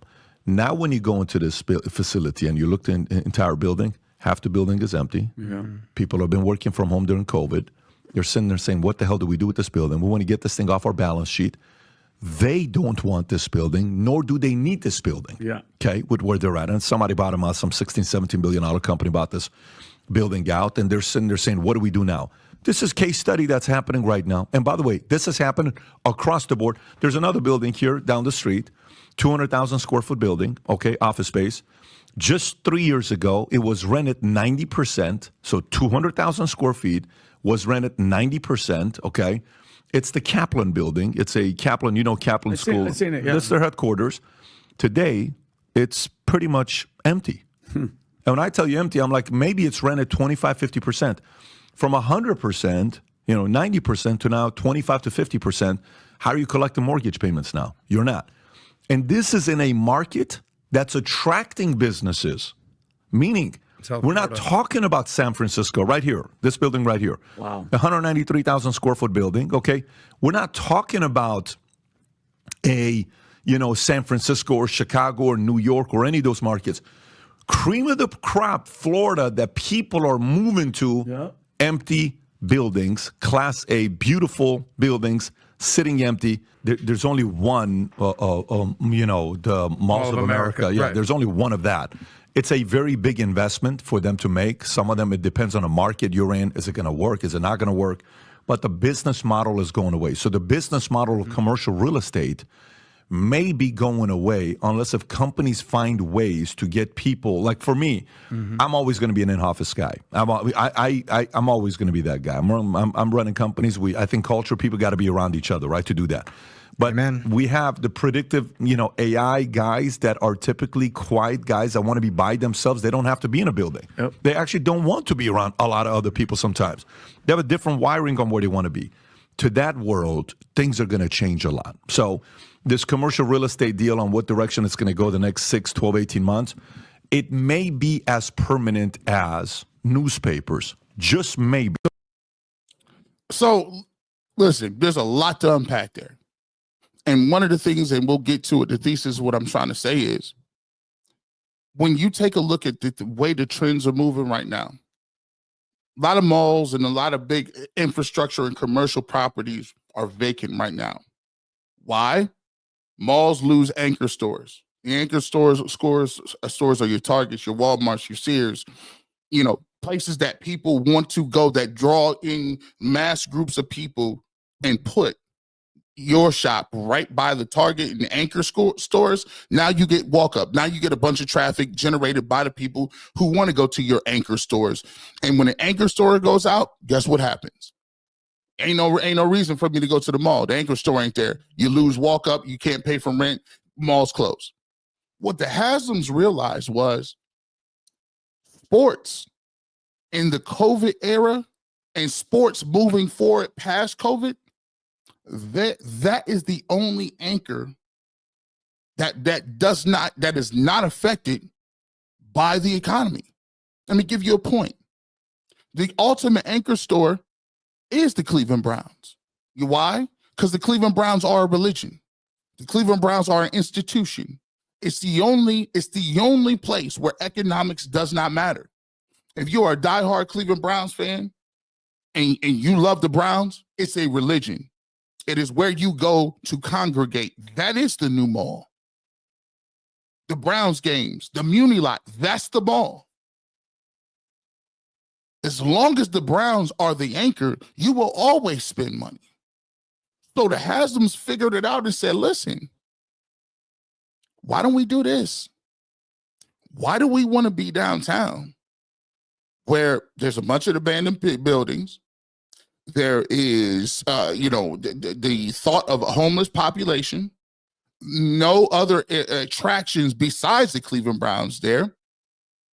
And we don't technically own any of that anyway. How's about we move it to the suburbs? We can eliminate the crime. We can eliminate the thought of poverty, and we can eliminate a bunch of things. We can get them to pay for it, and we own everything. We own the buildings. We own the stadium. We own the we own the ground. We own the hotels. We own the restaurants. And we own that forever. My descendants would have this. And it's a trend in America. The trend in America is, as we continue to go on, the billionaires continue to get rich. They continue to, and they find new creative ways to do it. I think the PBD podcast hit on something.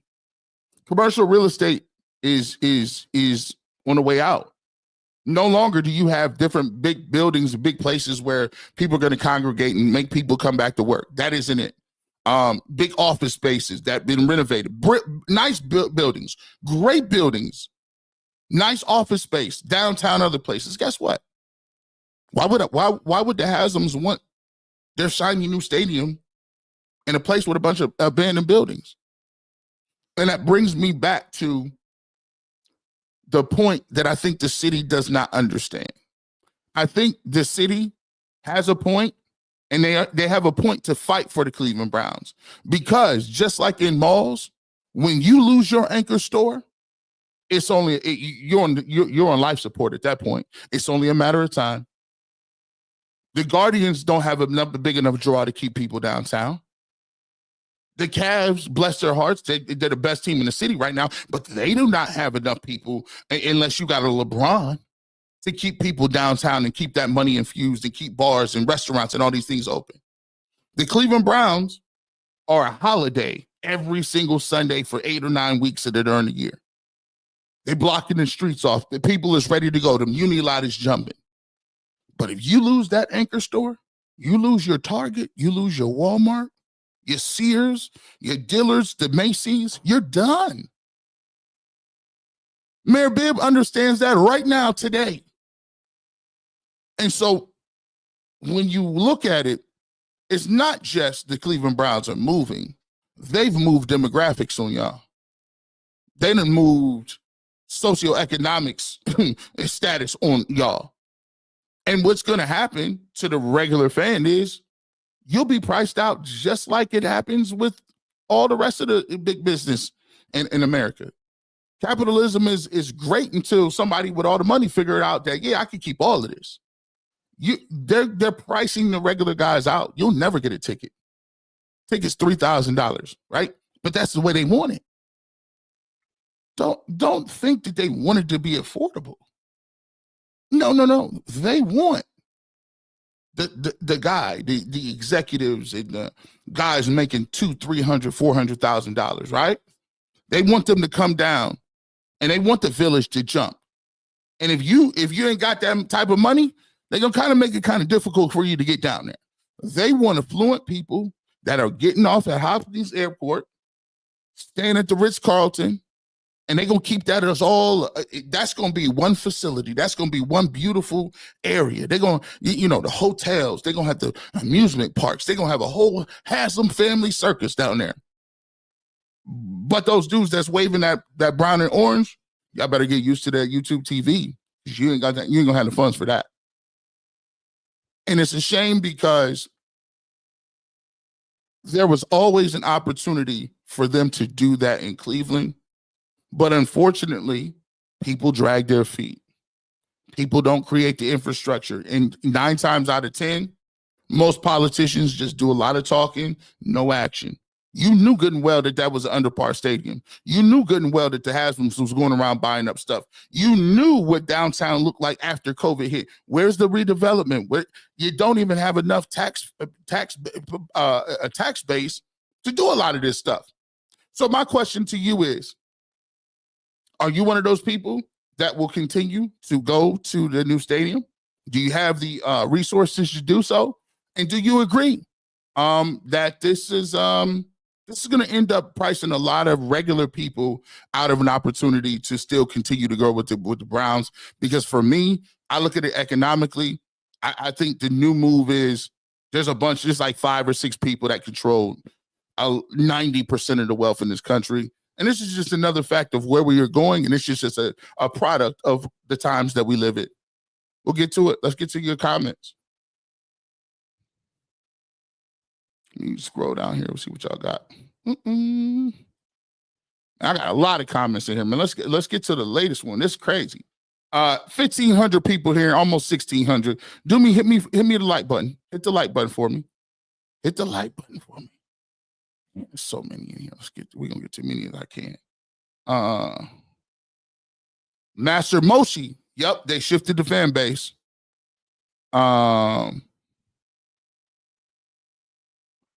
Let's see. Haslam's are trying to achieve something that Art Mobidel's was trying to do when he moved the team. I agree with that.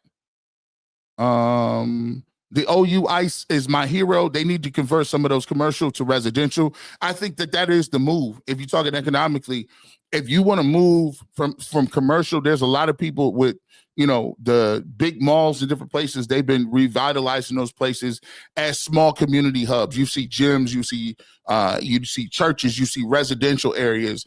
And I think Tremont is a great example of what they've done to kind of turn parking lots and undesirable neighborhoods, so to speak, into something that young professionals that are younger, that are professionals who work downtown like. So Tremont is a perfect example of that.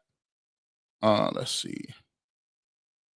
Vincent says the stadium was the draw for the area, just like the ocean and surrounding destinations. I think too, the biggest draw was the stadium. And when you didn't get that, they should have moved Burt Airport. They should have moved that a long time ago. But again, billionaires and the millionaires use that airport. But the way that highway is structured with the shoreline, it's just very difficult logistically to do some of that stuff. It just is, man. I got a super chat here. We appreciate your super chat. Sapper Daddy, what's up, my guy? Billionaires will always find ways that the common man to pay for their own business ventures. Hate it if you want. It is what it is. I think, and I think the thing with sports is that when this has become a religion, you could be mad at the billionaires and the millionaires, but guess what still happens? We still find a way at the end of the day to support those businesses because it's engraved in our DNA. And I think that owners take a big time advantage of that. Tony Soprano says AB should be fired ASAP. It'd be funny because people just be jumping in. The stream is long. Well, that's what I found out about the stream. The stream is so long that people are at different places and they just chat. So we appreciate you, man. And we want to thank you for taking time to listen to the barbershop. We got one more topic, but before we do, make sure if you're new to the channel, hit the like button for me. It's totally free. If you are on the barbershop YouTube channel, hit that subscribe button. UCSS, I see you out there. Twitter, make sure you follow me. Facebook, shoot me a DM, follow me as well. So we appreciate you guys rocking and rolling. We got 15 minutes left. We want to get to a Cavs topic as well. So we all over the place. We make it do what it do. Let's get to this. So let's get to Cavaliers. The Cavs are a great representation of what Project Stockpile is. The Ringer came out with a top 100 ranking, and the Cavaliers now have 5 players in the top 100. DeAndre Hunter was not ranked before the season. Mid-season, he's at 91. Jared Allen at 58. Evan Mobley and Darius Garland are in 20s. And the highest rated player for the Cavs is at number 12, Donovan Mitchell. And so the Cavs are a great example of what it is, what it looks like to be all in on Project Stockpile. Project Stockpile is what I call it's your ticket to admission. Project Stockpile does not make it so that you are going to guarantee that you're going to win anything. It's the ticket, though. It's the price to admission. If you want to be known as a champion, you want to be known as a contender, you better have multiple pieces, multiple parts, and not be afraid to go for it. So let's take a look at this conversation. And by the way, We've been talking about this all year. The Cavs don't get no recognition. Cavs don't get recognition. Cavs don't get this. Why is the national media? Nah, guys. After this DeAndre Hunter move, a lot of people in the national media speaking out, saying that the Cavs is lethal right now. This is on KG's podcast, Kevin Garnett. He was with Matt Barnes, and they were talking about just how devastatingly good the Cavs are going to be and hard to beat going in the second half of the season. This is courtesy of KG's podcast. Deadline that was pretty big. Another trade at the deadline that was pretty big was the Cleveland Cavaliers getting DeAndre Hunter. This was the steal of the 19 a game, leading the league in scoring off the bench. Come on, man. They got a wing they were looking for. You talking about a secret weapon, dog? You know, like, I don't think people know who DeAndre is, bro, because he's been in Atlanta and he's, for some reason, you know, overshadowed or whatever. Because, you know, Trey does so many dope shit, right? And he keeps it so, Trey. He keeps it so cold, right? Don't he? Shout to Ice, man. Yes, sir. You know what I'm saying? But, man, when I saw this, bro, man, listen. This was a steal of the trade. Yeah, man, listen, Cleveland Cavaliers won the trade. The Cavs are in the conversation. Yes. And it is a serious threat, bro. If he can do if he does what he did in Atlanta, bring into the situation. 20 points, 5 rebounds a game, or nearly 20 points. You got to play him, bro. Athletic, you know. And he a mean guy, too, dog. He ain't no, like, pushover. He's a two-way player. And, bro, when you go to switch now, I think one of the things Cleveland had problems with when it came to the Celtics, obviously the Porzingis element makes you so. When you go him and Cornette, and they go big, man, Porzingis at the free throw line is damn near like Joel Embiid. Like, it's you damn near are at his mercy. And if you give him any room to get it off, it's damn near 8 to 10 that he can hit those. You feel me? Now, bro, Hunter ain't Hunter is not a Lord, I love. What's he, 6'9", 6'10"? Yeah. But he a dog. Yeah.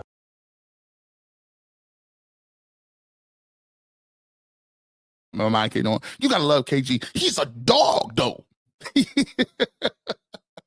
Man, I am telling you right now. This is what I love about Project Stockpile. This is what I love about it. Let me show this. This is what I love about Project Stockpile. This man, DeAndre Hunter, this is game against Toronto, was not playing with fools. Let's bring that back. Bring that back. I want y'all to see that.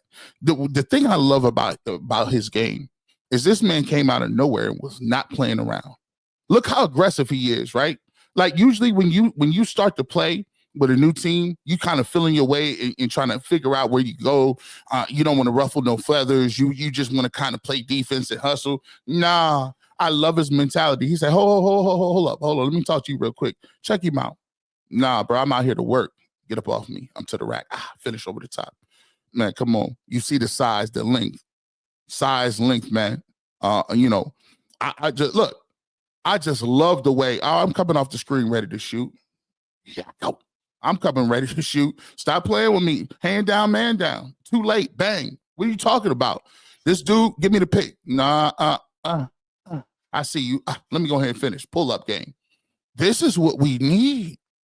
This is what we need. We need to do no hesitation in this game. He has no hesitation in his bones. And I love the fact that when you see a guy come in like this, that's ready to shoot, that's ready to play, this stuff is contagious. And guess what? He was just here 2 games. He's just here 2 games, right? You take a look at what he's able to do. Listen, he had 18 points against the 18 points against the Raptors. One thing that I love about him is the fact that he's also able to switch off on multiple dudes, and he gives you that energy level. This is I was talking about this on Ultimate Cleveland Sports Show the other day about the top 10 guys and what it is exactly that DeAndre Hunter I saw in his availability when he played a couple days ago. The most. No, I don't got no problem with these numbers. No. What you mean? Like, this is what I was supposed to be getting with the Browns. This is exactly what we need to see. The fact that you got DeAndre Hunter sneaking onto the list means that they think he's going to be an added bonus for the Cavs moving forward. He wasn't ranked. He averages 19. And by the way, I must say, My man is not shy. I saw him. I was watching the game with my dad. I said, "Oh, you don't have to worry about no pleasantries. He's coming in firing. He's shooting. He's jacking these shots up." I said, "Oh, I like this." The most impressive leap are the two big leaps. The Darius Garland went from, where was he at, 58th or something? 58 to 33. That's a big leap. That's a huge jump. Like, that's a big time, especially where his stock was. Remember, we was at the end of last year talking about, hey, we can't find nobody to take Darius Garland's deal. We can't even find nobody to take his contract after the way he played against the Celtics. And then the biggest leap is this, Evan Mobley, because when you start naming 10 players, right, when you start naming top 100 and top lists, everybody like to say people is in the top 10 until you start to name them out and list them out. If you think about 22, that's wild. I could give you SGA, Luka, LeBron, KD. That's 4 right there. Listen, they're all, Tatum, Brown. There's a bunch of guys you can name off the top of your head just to get to 10. 22 is very impressive, especially given the fact that, where he started from and the way he's playing. I think that's the bigger surprise to me, is that he's cracking the top 20. And with this trajectory, Dustin, I wouldn't think that he was going to continue to go on, and by next year could be a top 15 player. Yeah. Evan Mobley is he's playing at a different level right now. He's one of them dudes that has figured it out. And to me, this was the biggest thing that I wanted to see from the Cavs, because he was right. KG was right. In that interview, he said the Cavs struggled with the elite teams. They struggled a little bit with OKC. We saw what it did with Boston and the way they came in and won that game. Atlanta's length gave us a little bit of an issue. So for me, and as well as the Rockets. So and this is when we talk about Project Stockpile. I'll give it to Kobe. I was calling for mass changes. He did make the one change that I thought was the most obvious, was letting JB go. But he could have chilled out. He could have posted up. He could have been like, listen, George Niang and Karis LeVert, they're a big part of what we're doing. We got the best record in the league. We had an historic start. We gonna ride it out with this core 4 and what we got. But I will give him credit.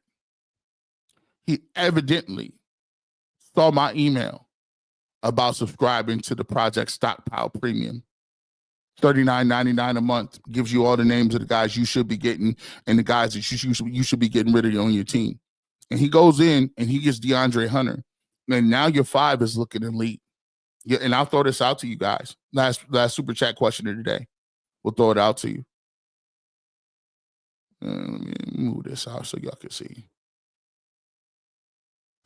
I should have asked you that. Are you in favor of the dome too? I should have threw that super chat 3 question out there. Y'all can answer that too. Are you in favor of the dome? And then 4,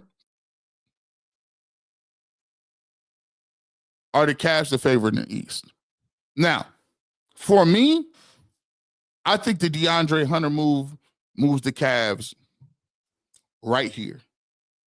And I'm willing to say this. I'm going to always give Boston, they're the champions. I'm going to give them the benefit of the doubt. But I'm going to say this. If the Cavs win and they have home court advantage with this starting lineup and health, I got them neck and neck. And I think it could come down to home court advantage. Cavs got one of the best home court advantages in the game. For me, I think it's going to come down to that. I think it's going to be one of them things where it's going to be very close. But I love the Cavs roster at this point. I think they could pare down their rotations a little bit. Before, when you had Niang and Karis LeVert, they was going 10 deep playoffs. You're gonna pare that down a little bit. You're gonna have to pare that down. You're gonna have to go down to 8. So right now, the guys coming off your bench is, Max Strus is there. You still got Isaac Okoro. Dean Wade is a guy. Ty Jerome is first. But those are the 3 guys. And then you got Sam Merrill coming off in case you need a shooter. Sam Arrow's there in case you need a shooter, gives you instant offense. And I like that each one of those parts give you something different.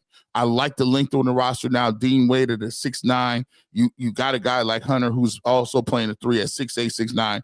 And now the Cavs trajectory just looks totally different.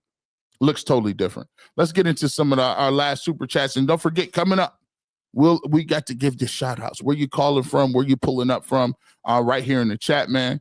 We got a couple super chats we need to get to.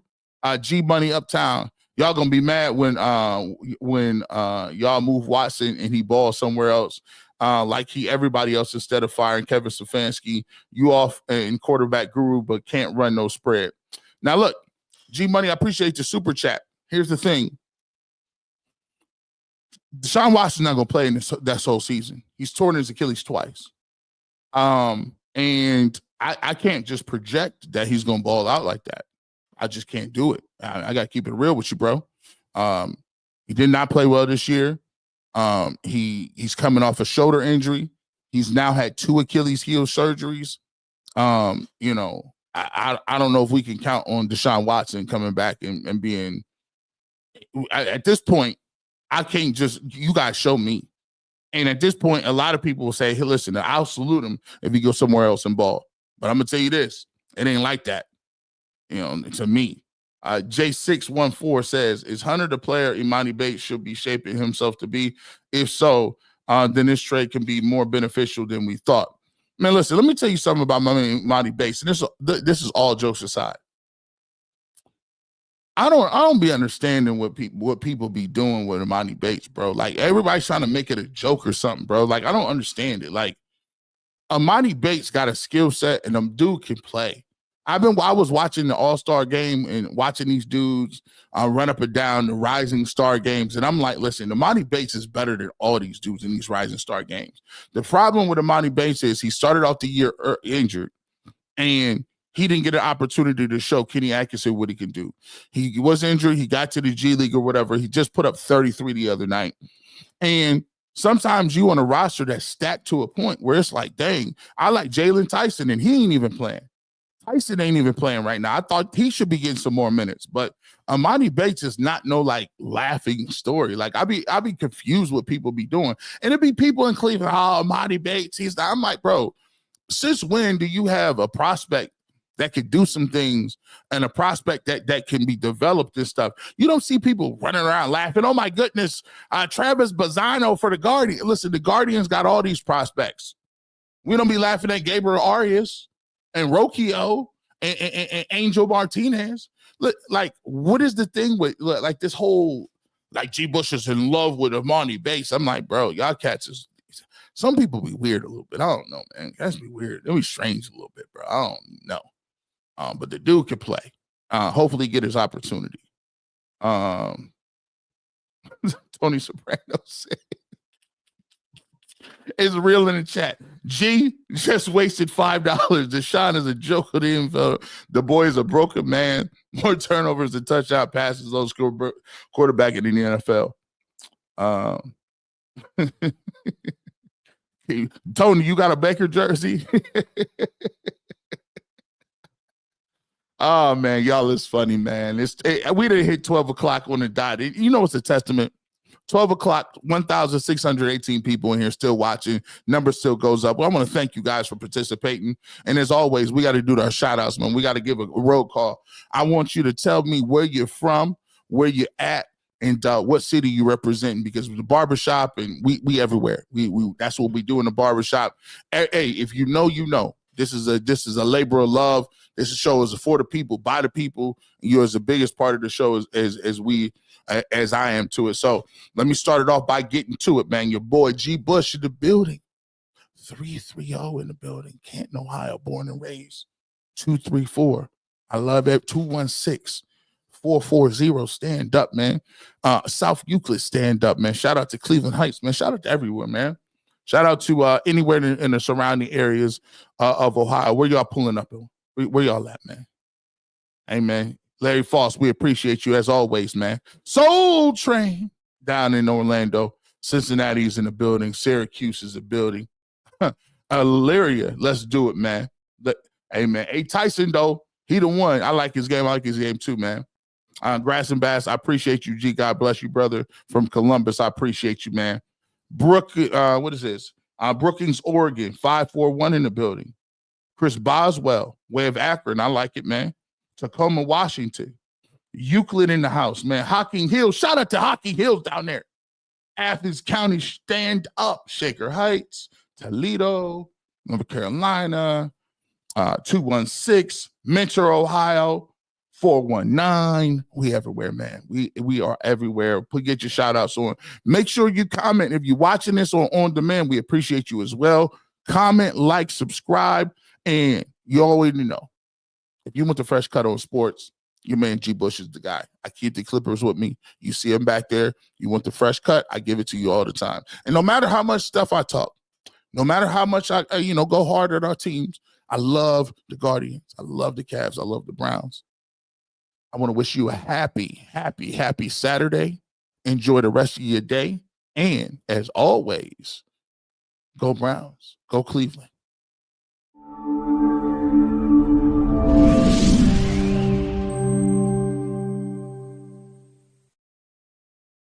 Quality, service, atmosphere. You're next in the chair. Feel at home in the barbershop. G. Bush offers a fresh cut on sports. The barbershop isn't just grooming for guys. It's culture, it's lifestyle, it's sports. And it's now the barbershop is giving the sports scene a sheer shave and shine. Join the makeover now. Follow Garrett Bush at GBush91 on Twitter.